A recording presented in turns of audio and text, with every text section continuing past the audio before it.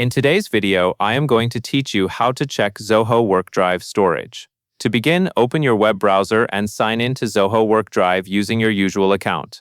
If you manage more than one organization or portal, take a moment to confirm you are in the correct Workdrive account before you continue. This helps ensure the storage numbers you review match the team you are responsible for. Once you are logged in, look down to the bottom left corner of the Workdrive screen. You will see an option labeled Admin Console. Click Admin Console to open the administrative area for your Workdrive account. Depending on your permissions, you may be asked to confirm access, or you may be taken directly into the admin view.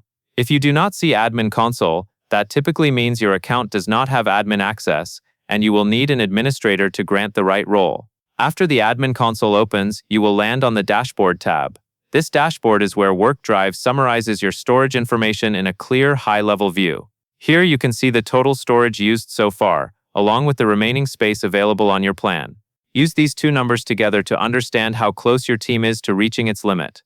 The dashboard also includes a breakdown of where that storage is coming from, such as usage by individual users and by team folders.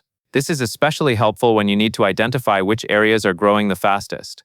When you review the breakdown, focus on the largest contributors first.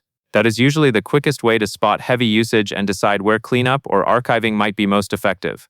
As a practical tip, check this dashboard regularly, especially after major uploads, migrations, or large shared folder updates.